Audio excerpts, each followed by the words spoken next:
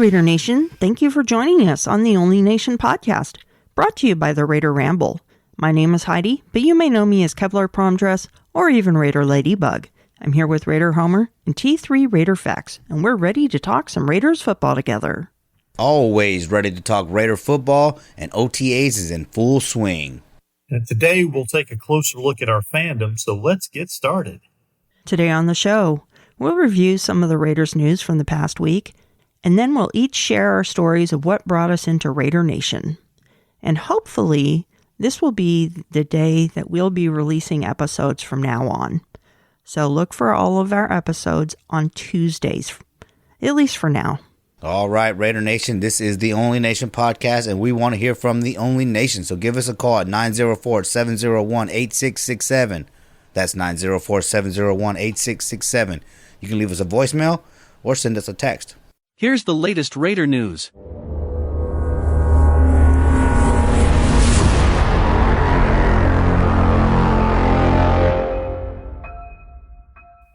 On Friday, the Raiders announced the signing of free agent guard Parker Ehinger to add depth to the offensive line. The 6'6", 310-pound guard comes to the Raiders after spending time with the Baltimore Ravens in 2019 and 2020.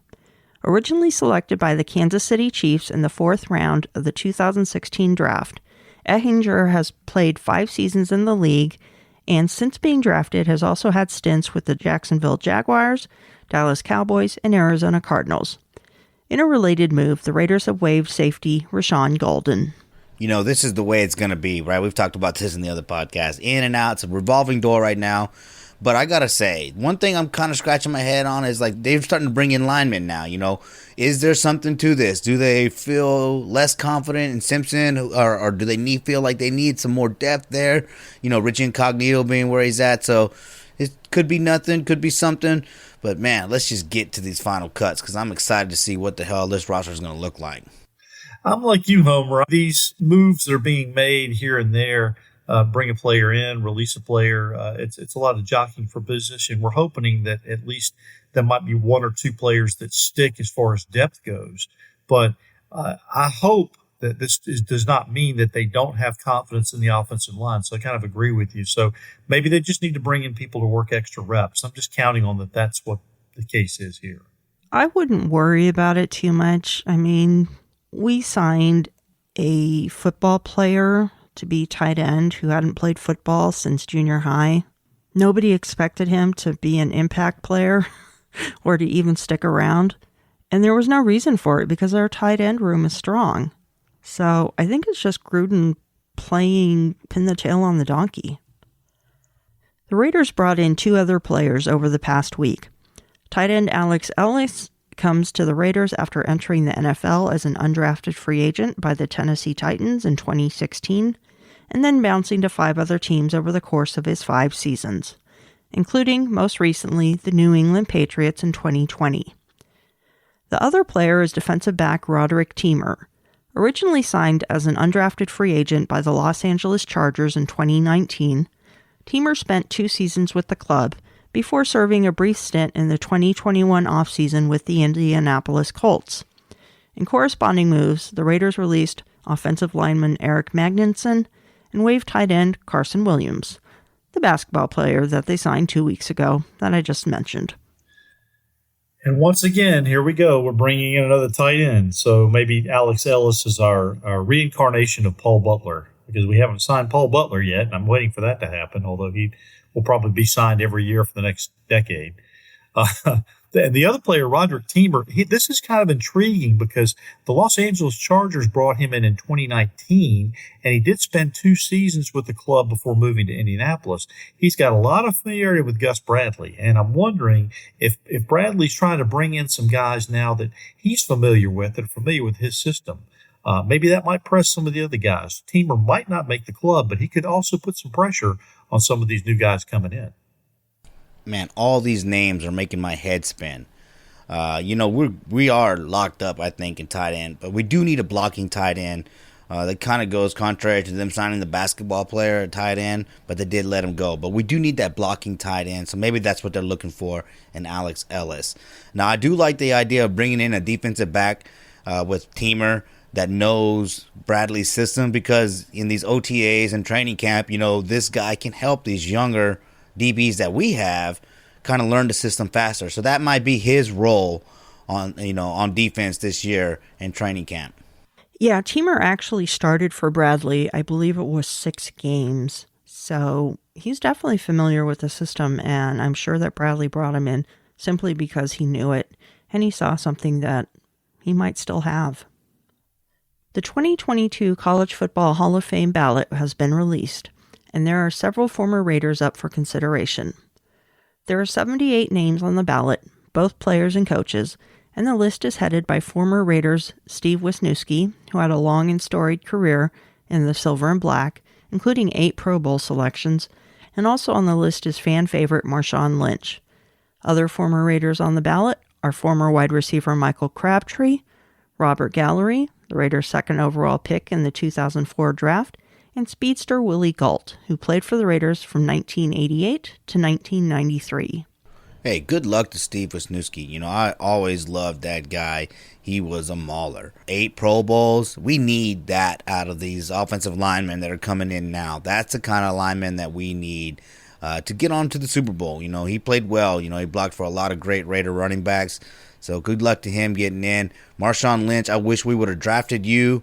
We didn't, but it's cool that you are from Oakland and you love the city of Oakland like you do.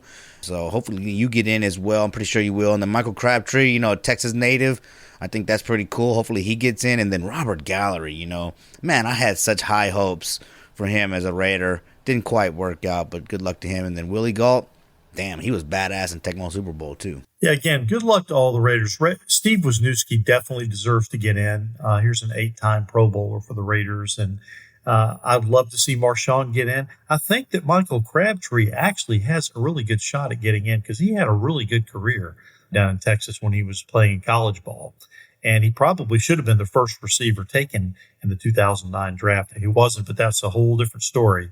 But again, good luck to all the former Raiders, and we'll see who ends up in the College Football Hall of Fame. And if you go onto Raiders.com, you can check out video highlights from the team's 2nd week of OTAs.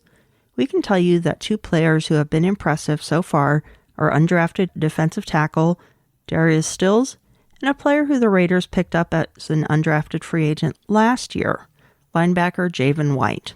I'm excited about White, but I am really, really, really excited about Darius Stills. I had mentioned so many times about how the fact the Raiders for many years had neglected drafting defensive linemen. Now, he's an undrafted free agent who came in, but I really think that Darius Stills has a great shot of making the team, and I hope he does because this would give us a good, solid nucleus as far as young talent on that defensive line, provided that some of these picks, these one-year contract guys, don't pan out. But I'm really hopeful that this guy will stick. Darius Stills is making a name for himself. He's doing what I've been asking all these players on the defense to do. Rise up, man. Now is your time to shine. Play hard and beat everybody out. If everybody's playing like Darius Stills, undrafted tackle coming out of college, man, then we're going to play well on defense. And that's what we need. We need these guys to just rise up. Javen White, too. If he can rise up and put pressure on, Corey Littleton or whoever's going to be on the other side, on the outside, that's exactly what we need. Good luck to these 2 guys. I do hope Darius Stills turns into this great defensive tackle in the middle that we need. Somebody that's going to just eat up blocks and leave Yannick and Mad Max one-on-one on the outsides. And then also free up Kwiatkowski. If we can free up our linebackers, these guards ain't going to be making a little chip block and running out there and getting on our guys. They're going to be busy double teaming these guys. That's what we need, and I hope that's what happens with Darius Stills. On today's show, we're going to lower the curtain and share our individual stories of what brought us each into Raider Nation. This comes via request from one of our fans who simply wanted to know where our Raider fandom comes from. And since I drew the first straw, I'm going to lead off. My Raider fandom comes really from nowhere. I was raised in a family that did not follow sports. I never watched sports with my parents. I never watched football with my dad. The only person in my family that enjoyed football was my uncle, who lived 250 miles away from me. So it wasn't exactly somebody that I could sit down and watch the game with every Sunday. But he was the only one that liked sports. I loved playing sports and I loved watching sports. And one day, back in preseason of 82, 83, I can narrow down the exact year if I try. I was watching a game, and it was a football game. And it was a game between the Raiders and the 49ers. And like I said, it was preseason. And when I watched it, there was just something about the team in black that caught my attention and enthralled me. And I decided that this was my team. I didn't know very much about football. I didn't know much about the Raiders at all, but I knew that this was my team and this would be my team for the rest of my life. It was like an epiphany, a spiritual moment. And from that point, I followed the games as much as I could. I would save the article clippings every Monday in the newspaper. I would hang them up on my wall. I got lucky, and when they were going into the playoffs and won the Super Bowl, Super Bowl 18, before that, leading up to it, I had gotten some really cool pictures of Marcus Allen in the newspaper. Had those pinned up on the wall. My room looked nothing like what a little girl's room should have looked like. I did have a Barbie. I did have some dolls, and I did have some stuffed animals. But on the walls, it was football everywhere. And I'm not ashamed of it. I'm proud of it. It was football articles. I would sit there. I would reread them. And I'd look at the pictures and just be amazed and just think, what an awesome team this is. I don't know what it is, but I can't help myself. This is it. And through the years, that fascination has just grown. As I grew up, became an adult, and was able to participate in Raider Nation and met people and realized this isn't just fans. This is a family. These are some of the best people I've ever met in my life. Regardless of, what they do, who they are, they'll give to you. They'll give to other people. They'll open up their tailgate. They'll even open up their tailgate to the opposing team members, as long as they're being respectful. They'll just welcome you in. They're good people. It's a family. It's a family that I haven't seen duplicated in any other part of my life. And it's a family I'm never going to let go of. And I think this podcast alone shows that family. We've got 3 people in 3 different parts of the country, stretched out way across the country. Never actually met physically, but every single week we're here. We talk not only about football, but behind the scenes we talk about family. We talk about what's important, what's going on in our lives. We're just family, and we've never even met. And that's just an example of how that family comes together. And hopefully one day soon, I'll meet Homer and I'll meet T3. And I'll be able to complete that and say I've met them in person now. But I know that when I do, it's just going to confirm what great people they are, and that I made the right choice of joining Raider Nation.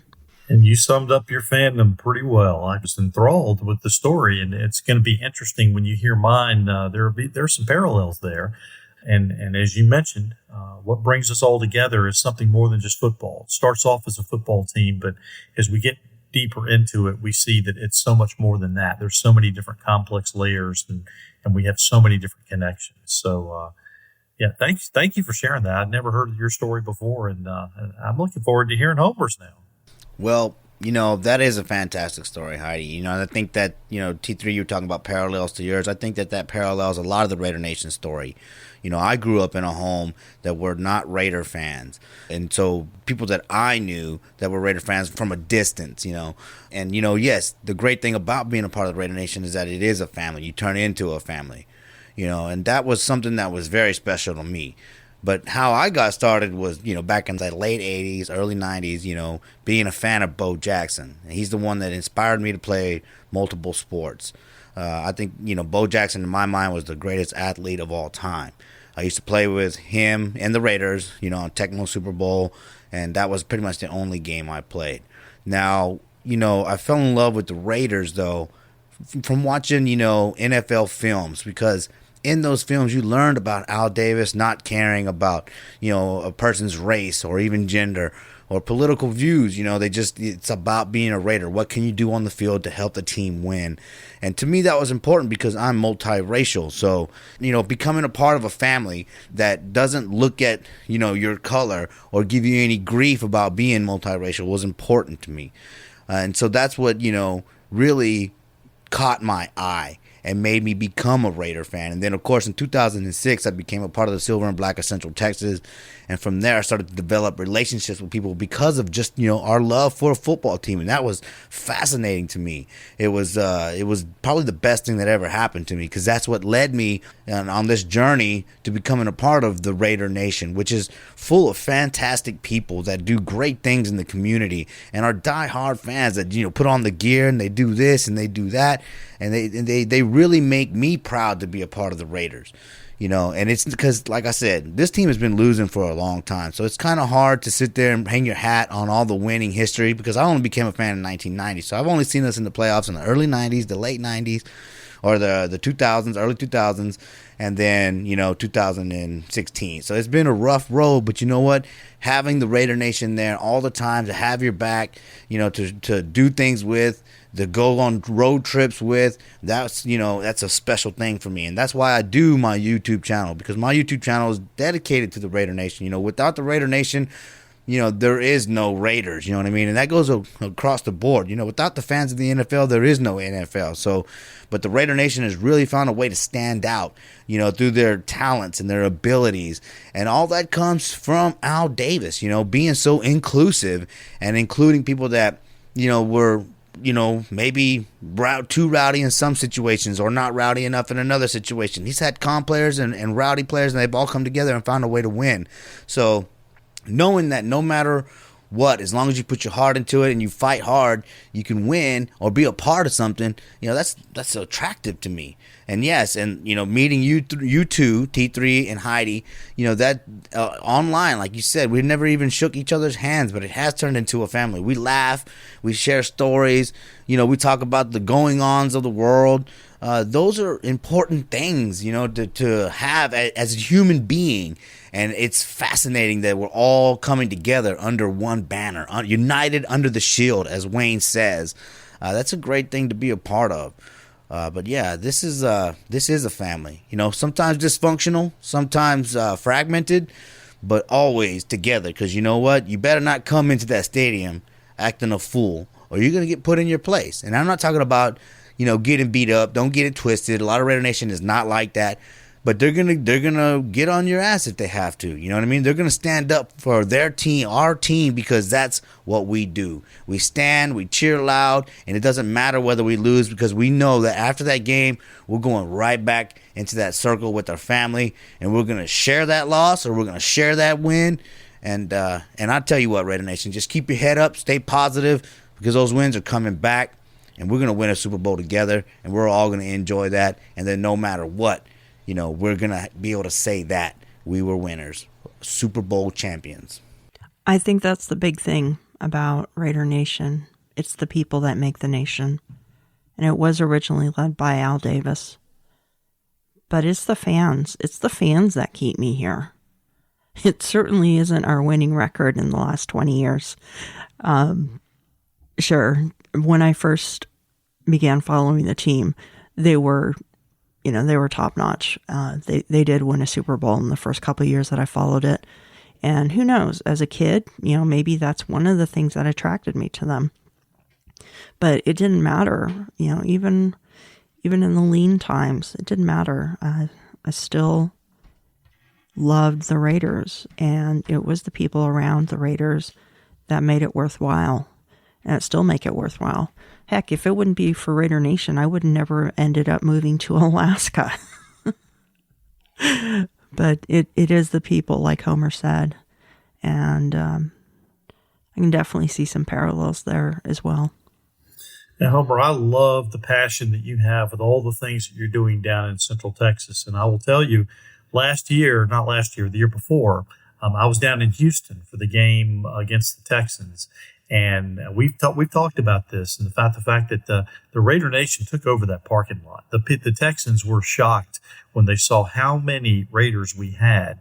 And this is a testimony to Raider Nation, because even though we haven't had a winning record for a long time, it doesn't matter. The nation is bigger than that. And just like Al Davis was bigger, really, than the game, because he made so many changes as far as the civil rights movement goes and giving people second chances. And again, that's kind of what embodies us. So Homer, thank you for sharing your story. And again, you inspire me with all the work that you do in Texas. So here's the story of the old guy. So I grew up in North Carolina. And the Redskins were considered the home team where I am, because we didn't really have a professional team. But I was a Baltimore Colts fan. So Mike Curtis, who was born in the D.C. area where I live now, he went to Duke University, and we knew some people that knew the Curtis family. And so when he went to Baltimore, he became pretty much my favorite player from a young kid. I got his autograph, and I was pretty much in all the way as a Baltimore Colt. So the first Raiders game I saw was actually the 1970 AFC Championship, which was the first AFC Championship. But I was actually pulling for the Colts at the time. But the Raiders quickly became my and one team, which meant I would pull for the Raiders for every team they played except for if they played the Baltimore Colts. And it was that way for a while. The first Raider game that I actually went to was in 1982. I was down in the Atlanta area, and a friend of mine and I went to go see the Los Angeles Raiders. They had just moved to L.A., and they hadn't even played a home game in the Coliseum yet. But I wanted to see this young player, this rookie out of USC named Marcus Allen. I'd heard a lot of things about him and wanted to see him play, and he did not disappoint. He just captivated me, and he became my favorite player at that point. Now, short story here. This was in 1982. In 1983, the very next year, the Colts moved away in the dead of night, and I was without a team. And I was bitter and salty, as many, many people in Baltimore were and across the nation, and I didn't have a team. So, logical place for me to go was my N1. And so in 1983, I jumped all in with the Raiders, and they ended up winning a Super Bowl that year. So, maybe it was the karma. Maybe it was me jumping on board. I don't know. I'd love to take credit for it, but they ended up winning a Super Bowl that first year. Now, fast forward 4 years later. 4 years later, in 1987, a quarterback came to play for the Raiders by the name of Vince Evans. Vince Evans is from my hometown, and he played at my rival high school. And I actually have an autographed picture from his mother, one of my teachers from middle school, when he was a quarterback at USC. So there's the connection there. It goes even more than that. In 1995, I made my first trip to Oakland, and this was when they played the Indianapolis Colts. I had to go see them play the Colts, and I had to go see them put a whipping on the Colts. I went there for purpose. This was the Raiders' first year back in Oakland, and I had to pick a game to go to Oakland, and I picked them to go beat up on the Colts, and that's exactly what they did. And from that weekend there, and I got to meet lots of people in Raider Nation, and I got to meet fans. People brought me in and fed me. And I made friends, having gone there and known no one at all. And I instantly became part of the nation. So it has just gotten stronger since that time. We've been through many drafts. I joined the D.C. Metro Raiders group and was there with them for many years, off and on. It's difficult to see Raiders games from the East Coast here, but have maintained touch and contact, and As a result, things have spread out. I've got friends in California now. I've got friends in Texas. I've got Raiders fans in Atlanta, in the Tampa area. It's just all over. So Raider Nation is everywhere. And I'm so happy to be a part of it. And what started almost kind of as an accident and turned out to be, I needed to find a team because mine left. And I jumped on Heidi probably about the same time you did. So 82, 83, right around the same time. So there you go. That's the medium version of my story. That's a great story. I've heard that type of story before. People being fans of other teams, but the Raiders winning their hearts over, and they become a Raider and a diehard Raider at that. And, I've heard stories of people becoming fans because of the Raider Nation. There's just something, the mystique of the Raiders organization and the Raider Nation touches people. It resonates with people.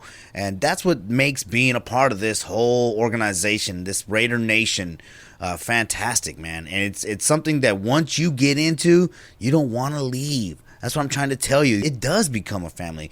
You are one with a group of people, and I'm talking about a diverse group of people, man, that are from all kinds of backgrounds, all kinds of talents, and you would never picture this group of people eating and hanging out outside of, something like being a fan of a team, but that's what the Raider Nation is great about. It's great about bringing people together that from all aspects of life, and then locking on to them and keeping them. And we are the greatest fan base in the world. So yeah, it's fantastic to hear each one of your stories.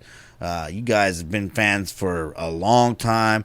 Me too. Y'all longer than me. This is a great podcast, and I think that our passion for the Raiders translates well in this podcast. And I'm looking forward to continuing our journey together as a family and bringing the Raider Nation content as we do. So thank you too for sharing your story and for being a part of this podcast.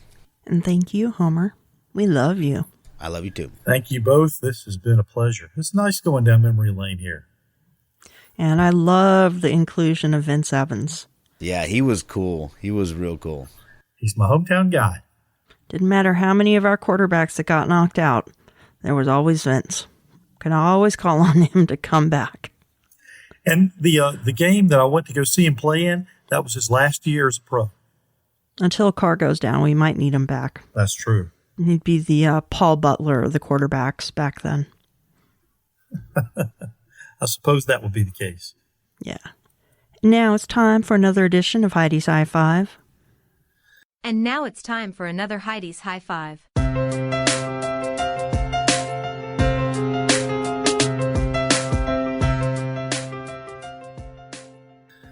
All right, here is this week's version of Heidi's High Five. Number one, there's already been a ton of talk about who the new number one receiver will be for the Raiders in 2021.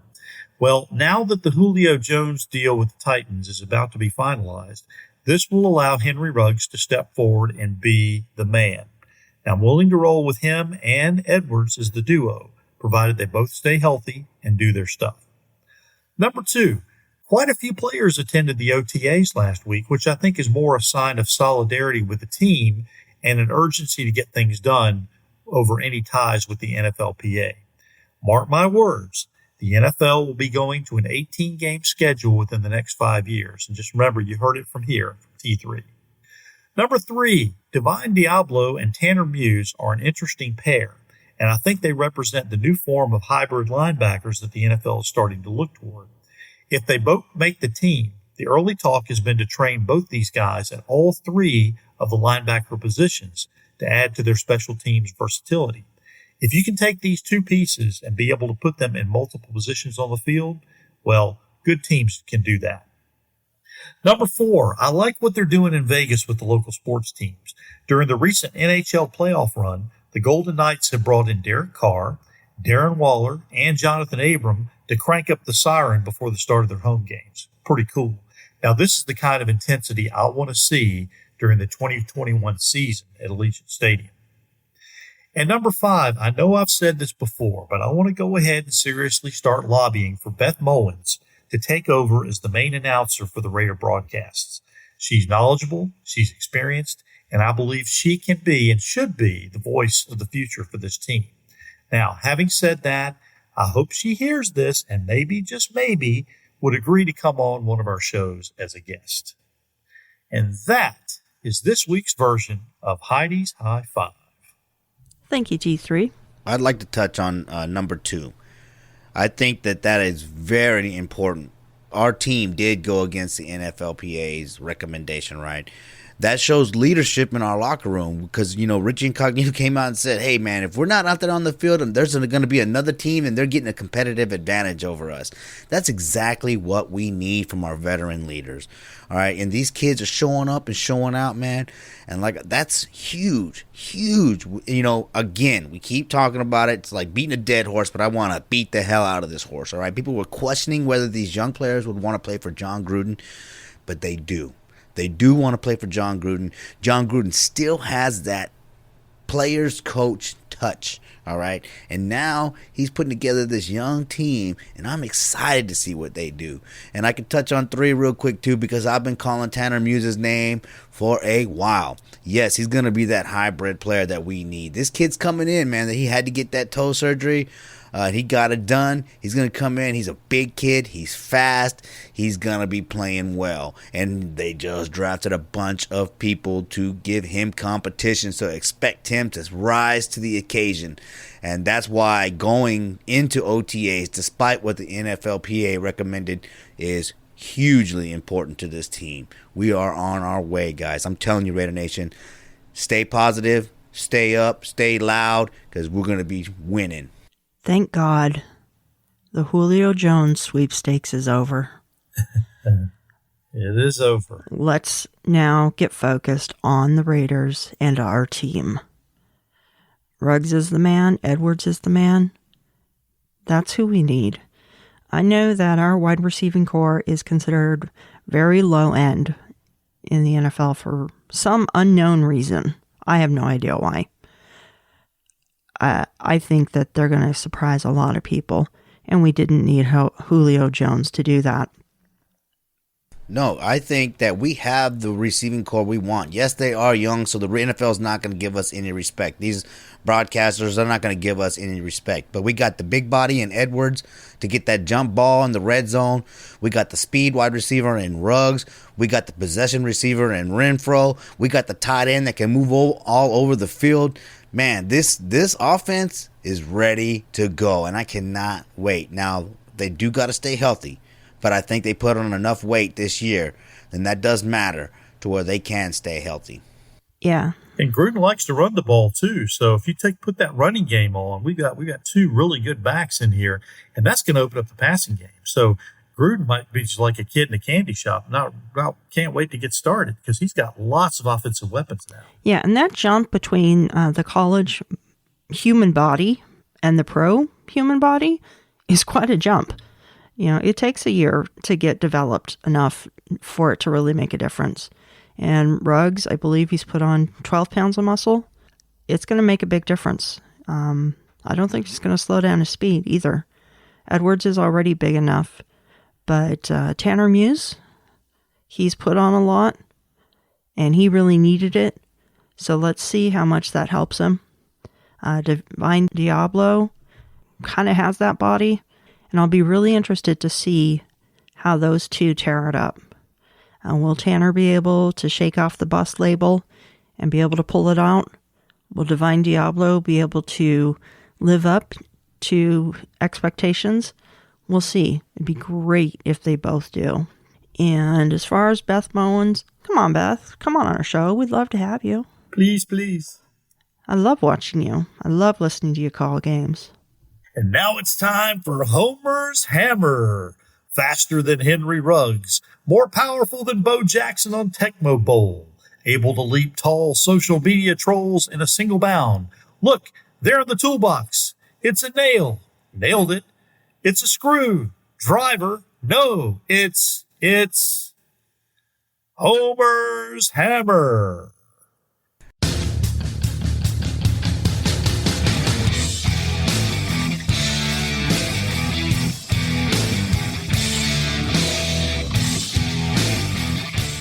Homer's Hammer. Oh, man, thank you for that great intro, T3. This one's not going to be a ranting one, but I do want to thank everybody that helped me raise money at the Silver and Black softball tournament. You know, as a nation, we brought it. We raised $2,400.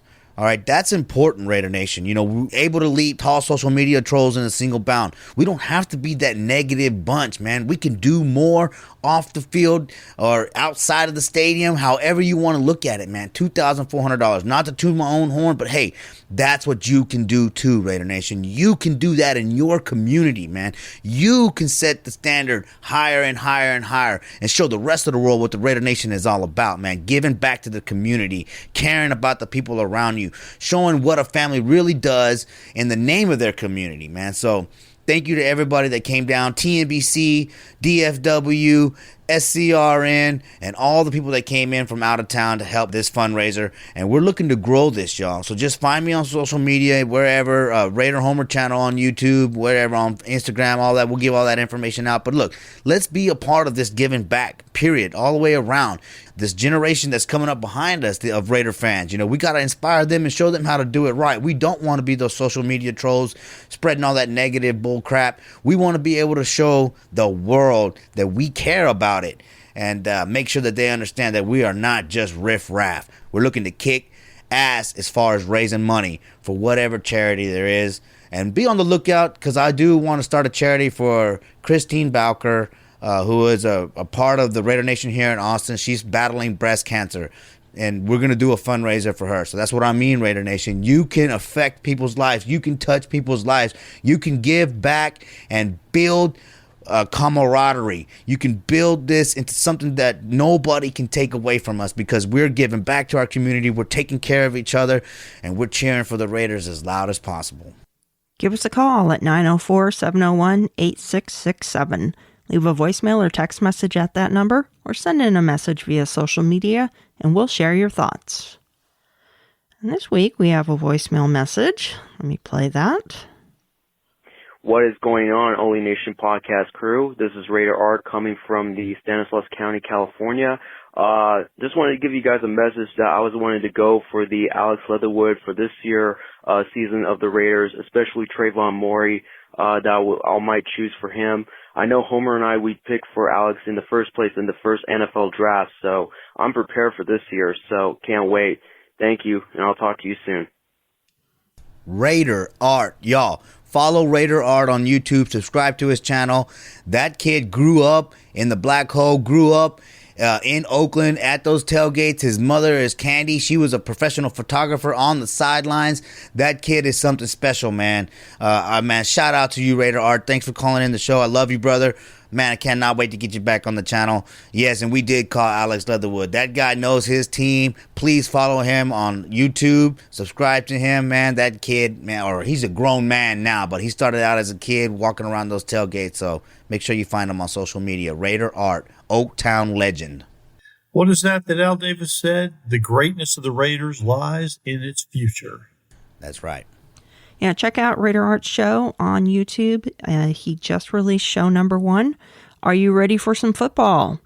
So look him up, Raider Art, on YouTube. Show number 1 is out now. Now it's time for us to find out what Homer doesn't know.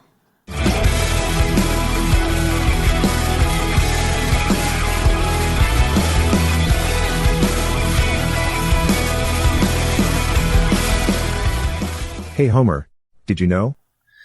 All right, now it's time for another edition of Hey Homer, Did You Know? In this segment, I will ask Homer and Heidi and the rest of our listening audience a Raiders-related question with 3 possible answers to choose from. It's multiple choice, so just give it your best guess. So here goes. Here's this week's question. The Raiders have won 3 Super Bowls. 1976, 1980, and 1983 were the 3 seasons. Of those 3, which team had the most Pro Bowlers? Was it A, the 1976 team, B, the 1980 team, or C, the 1983 team? Homer, what do you think? See, this is where I always get trapped, right? Because the obvious answer is 1976, right? They had some great players on that team, right? A lot of Hall of Famers. You know, in 80 and 83, same thing, right? Some great players, but Man, just not. I think that I'm going to have to go with 1976. A. Okay, Heidi, what's your guess? Well, 1976 is the most obvious one. So last week I decided I'm not going to go with the obvious ones or try to think it through because my thought process would be the exact same thing as Homer's. So I'm going to say 1983. All right, now here's the answer. The 1980 team was the first wild card team that actually went to the NFL, and they had 5 Pro Bowlers that year, but that's not the answer. So B is not the answer. The 1976 team, the first Raiders team that won a Super Bowl, had 7 Pro Bowlers on that team, but A is not the correct answer either. So you have to go to C. 1983, there were 8 Pro Bowlers on that team. 8 Pro Bowlers on the 1983 team.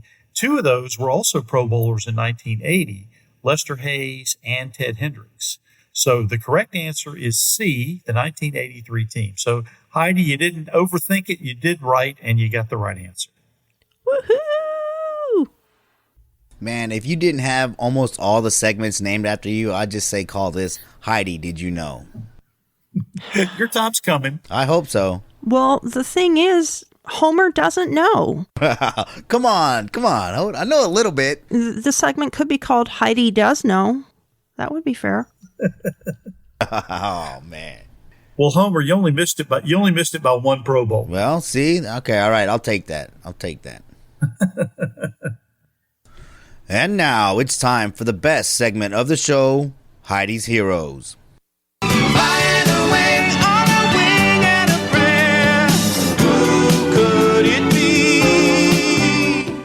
This week's hero is a single solitary hero.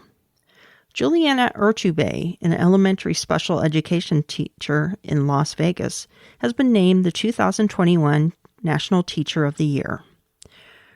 Urtubey, a national board certified teacher who co-teaches in pre-kindergarten through the 5th grade special education settings at Booker Elementary School, was born in Colombia. She is a bilingual educator and teaches many English language learners. She also serves as an instructional strategist at her school, developing supports to meet students' differing academic, social, emotional, and behavioral needs.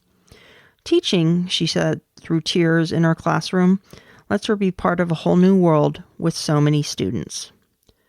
Known as Mrs. Earth, Urtubey has raised tens of thousands of dollars in grants to beautify her school community with gardens and murals. She leads classes outside to give students hands-on experiences and uses the garden to teach about character and growth. Having a thriving school garden made students and families feel welcome, included, and proud of their school community. That's especially important in the Title I schools where she has worked, she said, because they often have negative reputations. Instead, we were able to flip the narrative and say this school is wonderful and this school brings joy. This school brings people together. In honor of her being named National Teacher of the Year, seeing that she's in Las Vegas, the Raiderettes paid her a visit. And you can see that visit on the Raiders official website. Tons of pictures. They all brought her a Raiders gift basket in an attempt to say thank you for being a hero. I'd like to thank Education Week on their website, edweek.org, for the information in this segment. And I'd like to thank Juliana for being a Heidi's hero this week. Awesome stuff, Shout out to all the teachers out there that are working hard. They don't get enough credit. T3, I know that you're a teacher too, so shout out to you for all the work that you do. Definitely worthy of being Heidi's heroes. It has been a hell of a year in education, so shout out to Juliana. What a wonderful story, and what a wonderful hero. And that about does it for this week on the Only Nation podcast. If you'd like to help support the show, buy us a hot dog at buymeacoffee.com/onlynationpod. You can find me, Heidi Stabbert, on social media as @KevlarPromDress on Twitter and Instagram, or Heidi Stabbert on Facebook. You can also find me on YouTube on Captain Jack Rackham's channel every other Tuesday night. I join the DC wench Peggy Holmes and Andrea Trask on the Captain and His Wenches show. All right, Raider Nation, here comes that info that you can get a hold of me through to help raise money. You can start off, though, by giving the show a call at 904-701-8667. Leave us a voicemail or send us a text message. You can also email us at onlynationpod@gmail.com.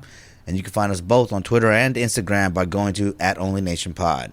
We're also on Facebook and YouTube at The Only Nation Podcast. Be sure to hit like and follow wherever you catch us on social media. Subscribe to us on your favorite podcasting app and toss us a 5-star review if you think we're up to it. And you can find me, Raider Homer, on social media at theraiderhomerchannel.buzzsprout.com. Just go there. I know it's long. Just type it in and save it. But from there, you can find all the links to all my social media accounts as well as my podcasts. Folks, we love getting responses from you. So now that you've listened to the show, here's what you need to do. Send us your name and address so we can send you some free Raiders swag. Call us and tell us what you want to know. Throw us an interesting nugget that we can use on one of our upcoming episodes and become a part of what we're doing right here. Remember, this is The Only Nation, and we want you to be a part of it. So call us, 904-701-8667. That's 904-701-8667. Call us now and join the Only Nation podcast family. And you can find me on social media, on Twitter at T3_sports703, on YouTube at T3 Sports Guy, and on Facebook at Tom, THOM Jones. Until next time, everyone, go Raiders. Go Raiders. We are not just a nation, we are the only nation.